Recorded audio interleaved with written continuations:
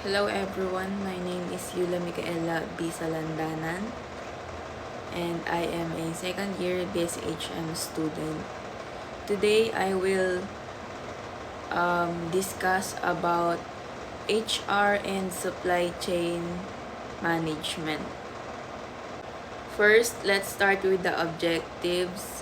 HR and supply chain development issues to attract, enhance, and develop a much better logistics for the people.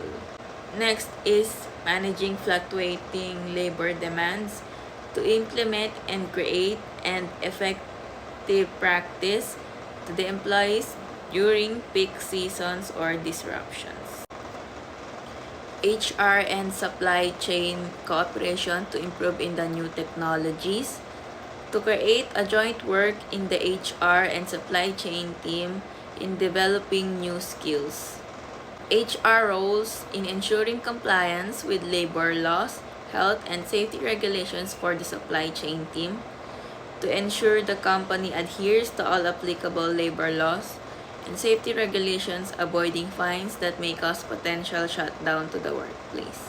Continuous improvement in the HR within the supply chain teams, to foster a workforce that quickly adapts to the changes and the new environment, embracing new technologies, ensuring that the supply chain will keep on thriving and remains competitive. Building efficiency in the supply chain through the selection of transportation partners and technology. Selecting the best transportation partners assures consistent delivery while enhancing logistics. Planning and conducting detailed assessments leads to more efficient operations. Using technology for visibility and inventory management improves responsiveness while reconnecting back end and front end processes, provides a consistent approach to a customer satisfaction. Now let's move on to the questionnaires. A. How do human resources support talent acquisition and development for critical supply chain roles such as logistics, procurement, and inventory management? Human resources involvement is very important and ensures support for the talents acquired and development of critical supply chain roles. This comes through strategic recruitment practices, continuous learning and development, effective management of performance, succession planning, and ensuring that an organization is equipped with the right workforce to compete in a challenging environment for supply chains. Specifically, proactive involvement by HR not only means that its actions improve the effectiveness and efficiency of individual employees' performance but also strength in being able to perform an effective supply chain function. Next, what strategies can HR employ to manage the fluctuating labor demands within the supply chain operations, especially during peak seasons or disruptions? So, HR plays a critical role in managing fluctuating labor demands within supply chain operations by employing strategies such as forecasting demand planning, leveraging flexible workforce solutions, cross-training employees, enhancing retention, integrating technology, building a talent pipeline, and fostering collaboration. HR can effectively address the challenges posed by peak seasons and disruptions. These strategies contribute to a resilient workforce capable of adapting to the dynamic nature of supply chain operations. We have flexible workforce planning, forecasting and demand planning. HR can work closely with supply chain management to analyze historical data and trends to anticipate peak periods and potential disruptions. Utilizing predictive analytics tools can help forecast labor needs more accurately, allowing HR to plan staffing levels accordingly. Is Agile workforce models. Implementing flexible workforce models enables HR to adjust the workforce based on real-time demands. This may include strategies such as hiring part-time or temporary workers who can be quickly mobilized during busy periods.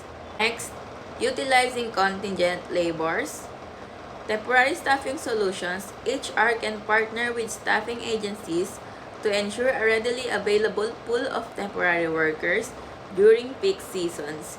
This approach allows organizations to ramp up labor quickly without the long-term commitment of permanent hires. On-demand labor platforms. Leveraging technology to access on-demand labor through platforms that connect businesses with available workers can help meet fluctuating labor demands. These platforms provide immediate access to a workforce that can fill gaps as needed. Next is use of technology and automation.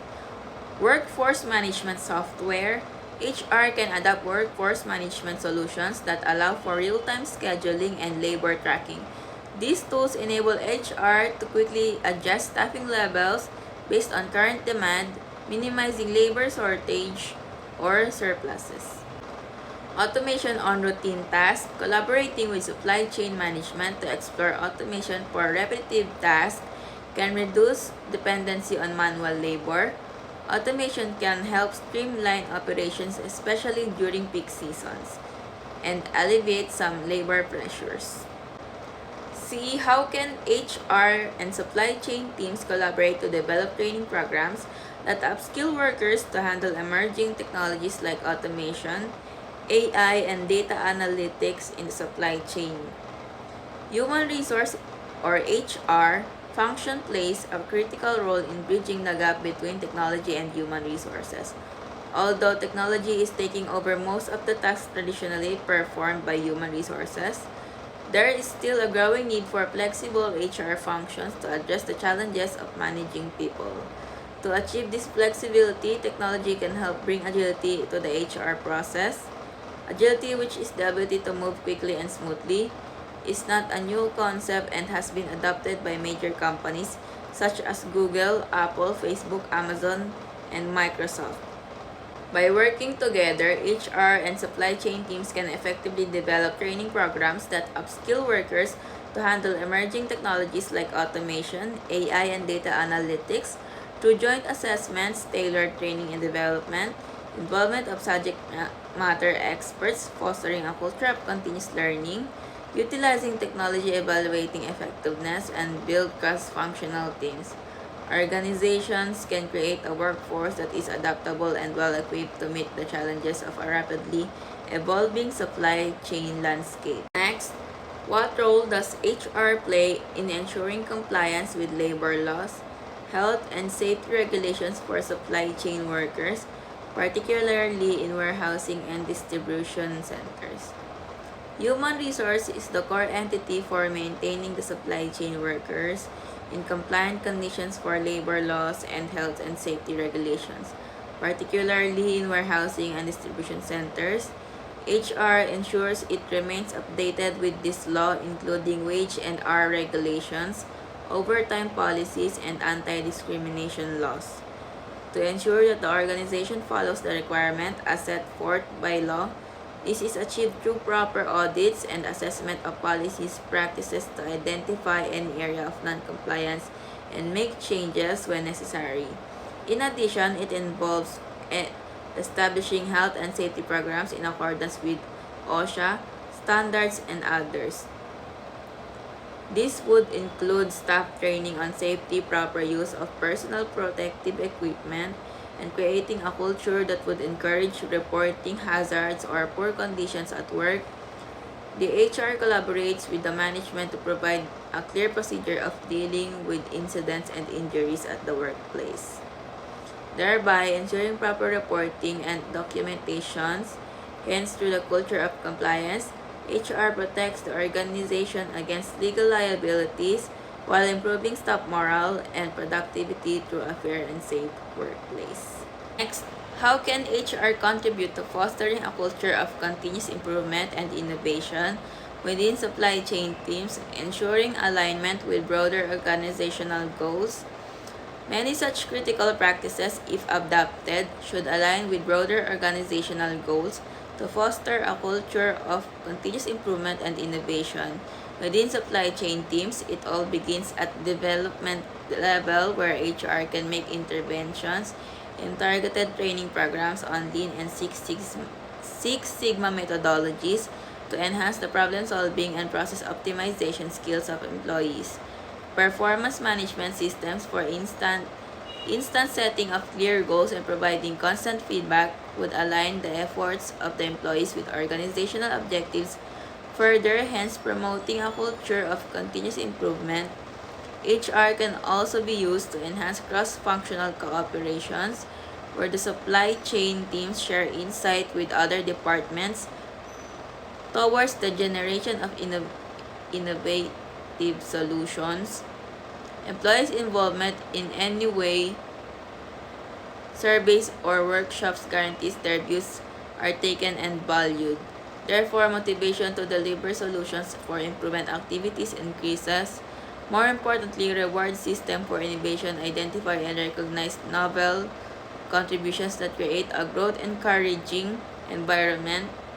HR change management support enables employees to transform out of attachment to some of the older technologies or processes and thereby reduce resistance and improve openness to newness. Finally, leadership development programs that prepare managers to drive these values even more solidify the relationship between supply chain, innovation, and organizational goals. Such efforts by HR synergize to create the kind of framework sustainable enough to give greater scope for continued improvement and innovation within supply chain teams, while leading to sustainable success. Next, how can companies enhance their supply chain efficiency? By selecting the right transportation partners, improving logistics planning, conducting end-to-end supply chain analysis, using technology for better visibility and inventory tracking, linking back-end, front-end deliveries, and consistently measuring supply chain performance. So we have choosing the right transportation partners. Selecting the right transportation partners means finding reliable companies to handle shipping and delivery. Business should look for partners that are trustworthy, provide good service, and offer competitive prices. Building strong relationship with these partners can lead to better deals and faster deliveries, which helps streamline operations. Improving logistics planning. Logistics planning involves organizing how products move from one place to another. Companies can use data to predict how much product they'll need and when, which helps them plan shipping routes and combine shipments to save costs. Techniques like just-in-time or JIT inventory, where products arrive just when they're needed, can help reduce storage costs and waste. Conducting end-to-end supply chain analysis. This means looking at the entire supply chain process from getting materials to delivering products to customers. By analyzing each step, companies can identify problems or delays and find ways to improve.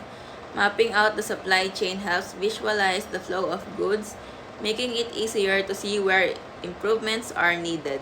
Using technology for better visibility and inventory tracking. Technology plays a big role in managing the supply chain effectively. Companies can use software to track inventory levels and shipments in real time.